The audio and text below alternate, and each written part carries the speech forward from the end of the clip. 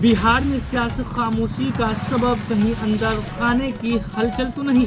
नीतीश कुमार का दिल्ली जाना, अकेले ही डील करना, क्या कुछ कहानी भी है? दिवंगत पीएम मनमोहन सिंह के यहाँ नीतीश का अकेले ही जाना क्या कहता है? नीतीश कुमार पर तेजस्वी यादव के खुले ऐलान के पीछे क्या कोई खास कारण है?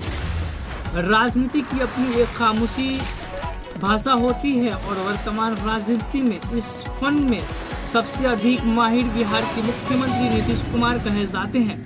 हाल के दिनों में नीतीश कुमार की खामोशी ने बिहार की राजनीति में जो हलचल मचा दी है, इसे नेता प्रतिपक्ष तेजस्वी यादव की इस बेबाकी नीतीश कुमार के साथ नहीं जाने की बात कहकर ने जरूर कुछ ठंडा कर दिया। लेकिन सियासत को समझने वाले अभी भी नीतीश कुमार की खामोशी का सब तलाश रहे हैं।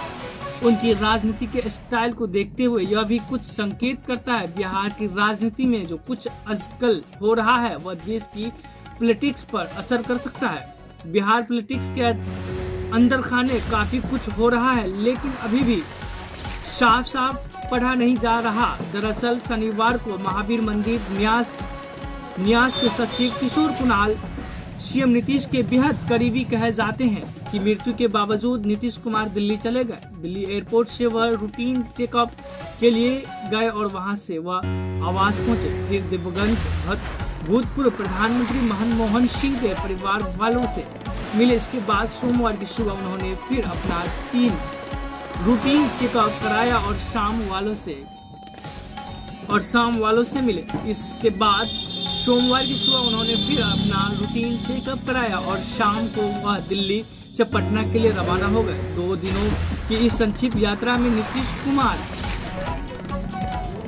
के रूटीन को देखते हुए वह बेहद सामान्य सा लगता है, लेकिन इसी बीच एक असामान्य सी बात भी सामने हुई है जो एनडीए की सियासत को लेकर है।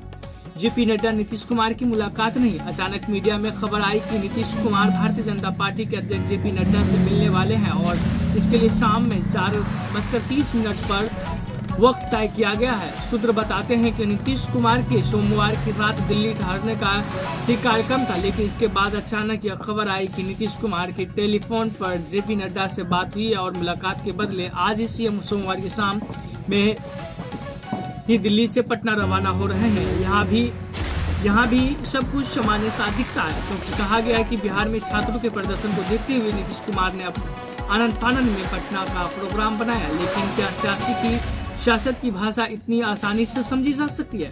तेजस्वी यादव के खुले ऐलान का राज क्या है? बड़ी बात यह है कि नीतीश कुमार दिल्ली में थे तब सीतामढ़ी में तेजस्वी यादव ने खुला ऐलान किया कि अब नीतीश कुमार के साथ नहीं जाएंगे। अगर गए तो यह अपने पैरों पर कुल्हाड़ी मारने जैसा होगा। यह गौर करने वाली बात यह है कि तेजस्वी यादव के इस ऐलान के थोड़ी ही देर बाद यह खबर आ गई कि जेपी नड्डा और नीतीश कुमार की मुलाकात नहीं होने जा रही है। कहा जाता है कि जब कहीं आग लगती है तभी धुआं उठता है। जाहिर है सियासत के जानकार यह भी धुआं ढूंढ रहे हैं कि इसका धुआं कितना गहरा है या फिर कुछ साफ भी है।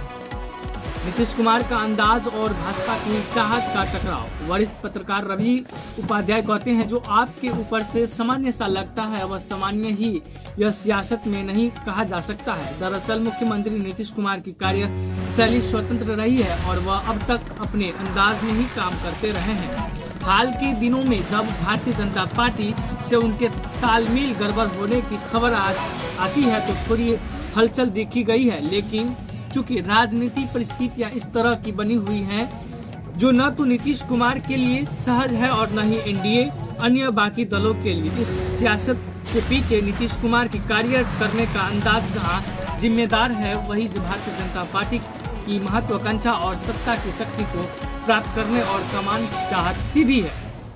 क्या है एनडीए के अंदर खाने हलचल की कहानी?